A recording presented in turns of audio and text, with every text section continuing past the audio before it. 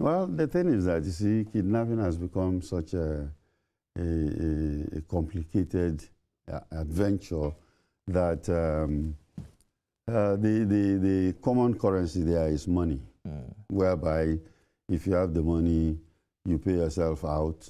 You remember the Kaduna-Abuja train kidnapping? There was one Alhaji, he just came in, paid money. Within 2 days, he was released and he went home. So, and those who don't have, you know, remain. But there's a funny thing that we're observing here is that they know that these children are not, they are not rich at all. Peasant farmers are their parents. If you gather all the money with them, you might not even get 210 million. But they will kidnap them and ask for 100 million. And what does that tell you? The target is not the parents. The target is actually government, because it's only government that can do that. And what they are doing is they're trying to embarrass the government, because when the children are there and for days and days, people are crying and calling the name of the president or the governor and asking, please help us, you know.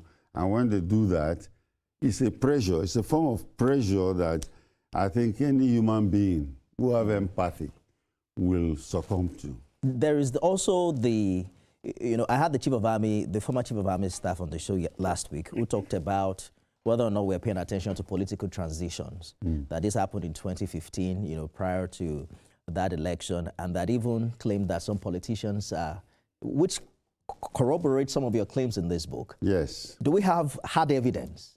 For instance, there is some guy in Oyo who is saying that politicians are involved in the Orire local government abduction. That is not a strange thing, you know, because yes, politicians are involved.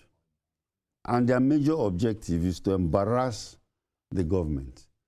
Embarrass the government of Oyo State, and by extension, embarrass the president, you know, because elections are coming. You know, when the Chibok girls were abducted, you know what happened? You know, the girls were there, nobody's rescuing them. But it is hard to believe that politicians would mastermind the abductions. You know, for instance, when you consider what they're asking for, you know, asking for very typical alterations to the law, for Sharia, for land grabbing, you know, the release of some of their commanders from prison.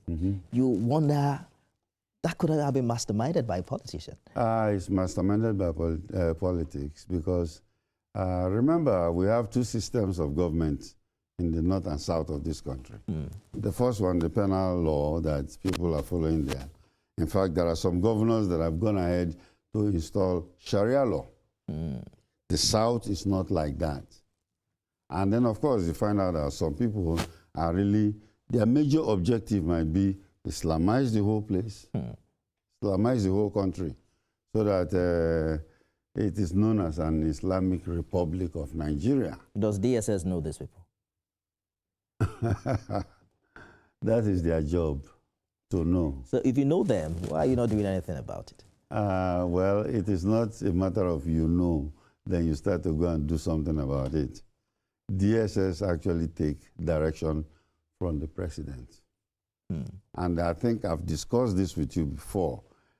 In other countries, you find out that the FBI, you know, which is an equivalent of the Nigerian DSS, if the president misbehaves, they can arrest him. Okay? He could be arrested. In Nigeria, the DSS is a department of the presidency, Department of State Services. So you're going to arrest your boss.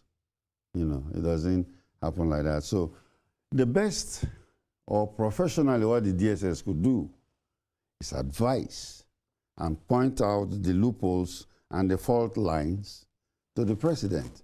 So and I think they're doing a good job there. All right, so let us get back to this book.